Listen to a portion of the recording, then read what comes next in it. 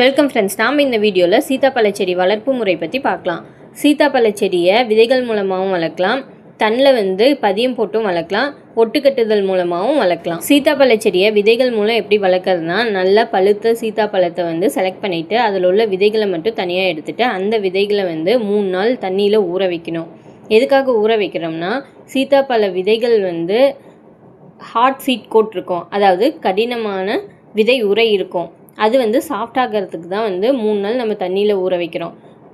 ஒவ்வொரு நாளும் தண்ணியை மாற்றணும். ஊற வச்ச விதைகளை மண் தொட்டியில் அப்படி இல்லைன்னா பாலித்தீன் பேக்கில் மண்ணை ஃபில் பண்ணி அதில் விதை ஊனணும். நம்ம விதைகளை தண்ணியில் ஊற வச்சு விதைகளை ஊனணும்னா விதை ஊனதுலேருந்து 30 நாளில் விதைகள் முளைக்க ஆரம்பிச்சிடும்.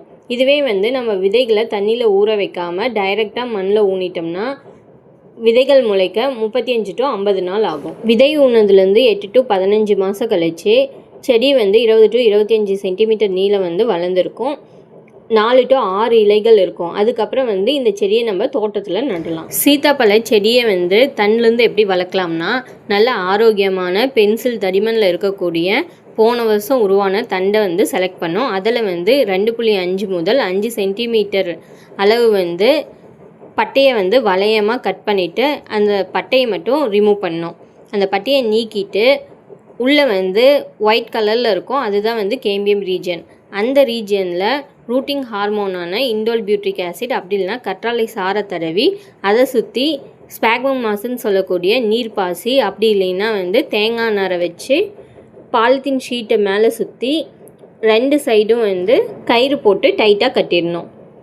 தேவையான ஈரப்பதத்தை மெயின்டைன் பண்ணணும். தேவையான ஈரப்பதத்தை மெயின்டைன் பண்ணால் நம்ம பதியம் போட்டதுலேருந்து 45 to 60 நாளுக்குள்ளே வேர்கள் நல்லா வளர்ந்துருக்கும்.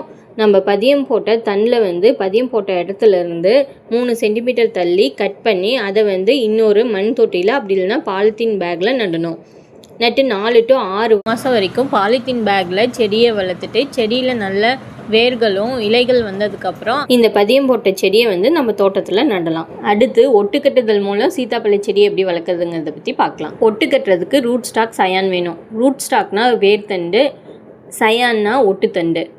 வேர்த்தண்டு எப்படி செலக்ட் பண்ணோம்னா, சீத்தாப்பழ விதைகளை பாலித்தீன் பேக்கில் ஊனி அது 7 to 12 மாதம் வளர்ந்த அந்த சீத்தாப்பழ நாற்றுகளை வேர்த்தண்டுக்கு பயன்படுத்துவோம். அதில் 0.6 to 1 சென்டிமீட்டர் அளவு தடிமன் இருக்க மாதிரி தண்டை செலக்ட் பண்ணிவிட்டு அதில் தரையிலேருந்து 15 to 20 சென்டிமீட்டர் அளவு நீளம் தண்டு இருக்க மாதிரி செலக்ட் பண்ணிவிட்டு அதுக்கு மேல் பகுதியை கட் பண்ணி விட்டுறணும். சயான் ஒட்டுத்தண்டு எப்படி ரெடி பண்ணுறதுனா, நமக்கு எந்த சீத்தாப்பழ மரம் வேணும் அப்படிங்கிற அந்த ரகத்தை செலக்ட் பண்ணிவிட்டு அந்த மரத்தில் ஆரோக்கியமான பென்சில் சைஸில் இருக்கக்கூடிய தண்டை செலக்ட் பண்ணணும். ஒட்டு கட்டுறதுக்கும் 8 to 10 நாளுக்கு முன்னாடியே அதனுடைய மொட்டுக்கள் மட்டும் விட்டுட்டு அந்த தண்டில் உள்ள இலைகளை நீக்கிடணும். அதுக்கப்புறம் அந்த தண்டோட அடிப்பகுதியில் 3 to 5 சென்டிமீட்டர் நீளம் குறுகி செல்கிற மாதிரி ஆப்பு வடிவத்தில் வெட்டணும். அதாவது வி ஷேப்பில் அந்த தண்டை செதுக்கி விடணும். அதுக்கப்புறம் அந்த தண்டை ஆல்ரெடி நம்ம ரூட் ஸ்டாக் வெட்டி வச்சுருப்போம். அந்த ரூட் ஸ்டாக்கோட மைய பகுதியில் 3 to 5 சென்டிமீட்டர் அளவுக்கு பிளந்து விடணும். பிளந்துட்டு இந்த ஒட்டுத்தண்டை கொண்டுட்டு பிளந்த வேர்த்தண்டில் இந்த ஒட்டுத்தண்டை சொருகணும். ஒட்டு போட்டதுக்கப்புறம் அந்த ஒட்டு போட்ட பகுதியை கிராஃப்டிங் டேப், ஒட்டு போடுறதுக்குன்னு இருக்கக்கூடிய அந்த டேப்பை சுற்றி டைட்டாக கட்டி விட்டுறணும். நம்ம ஒட்டு போட்டதுலேருந்து 10 முதல் 18 நாட்களுக்குள்ளே துளிர்கள் வர ஆரம்பிச்சிடும். நம்ம ஒட்டு போட்டதுலேருந்து 1 to 2 வருஷம் கழிச்சு அந்த செடியை நம்ம தோட்டத்தில் நடலாம். தோட்டத்தில் 60 சென்டிமீட்டர் நீளம், 60 சென்டிமீட்டர் அகலம், 60 சென்டிமீட்டர் ஆழத்தில் குழி தோண்டி குழியில் இருக்கக்கூடிய மண் எடுத்துட்டு அந்த மண்ணோட 15 to 20 கிலோ தொழு உரமும் வேப்ப புண்ணாக்கும் கலந்து அந்த மண்ணை அந்த குழியில் போட்டு அதுக்கு மேலே இந்த சீத்தாப்பழ செடி நடணும். ஒரு செடிக்கு இன்னொரு செடிக்கும் நடுவில் 5 மீட்டர் இடைவெளி விடணும். நம்ம ஒட்டு போட்ட செடி நட்டோம்னா செடி நட்டதுலேருந்து 3 to 4 வருஷத்தில் பூக்கள் பூக்க ஆரம்பிச்சிடும். இதுவே நம்ம விதைகள் மூலம் செடி நட்டோம்னா பூக்கள் பூக்க 5 to 7 வருஷம் ஆகும். பூக்கள் பூத்ததுலேருந்து 30 to 45 நாளுக்குள்ளே காய்கள் உருவாக ஆரம்பிச்சிடும்.